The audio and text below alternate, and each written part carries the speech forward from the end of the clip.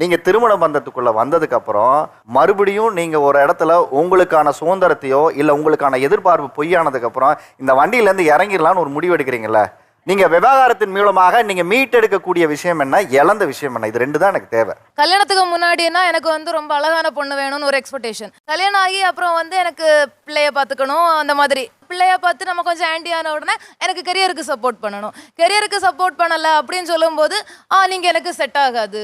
அப்போ மொத்த எக்ஸ்பெக்டேஷனும் அப்போ நாங்கள் எங்களோட எக்ஸ்பெக்டேஷன்லேயே இருக்கக்கூடாது. நீங்கள் மழை சீசன் மாதிரி மாற்றிட்டே இருப்பீங்க, நாங்கள் உங்களுக்காக மாற்றிட்டே இருக்கணும். அப்போ டோட்டலாக அப்போ வந்து நாங்கள் உங்களுக்காகவே வாழணும்னா அப்போ எங்கள் வாழ்க்கையை யார் வாழ்றது? அப்போ நீங்கள் கல்யாணம் பண்ணாமல் உங்கள் வீட்டிலே இருந்திருக்கலாம்ல. ஹலோ, நீங்க இதை சொல்லவே கூடாது. கல்யாணம் பண்ணாம வீட்ல இருக்கலாம் நீங்க சொல்லவே கூடாது. கல்யாணம் பண்ணிட்டு வரது எதுக்குங்க? இருக்கு அப்படி நாங்க நம்பணும். ஒரு நிமிஷம் இருங்க. நீங்க எக்ஸ்பெக்டேஷனோட இருங்க.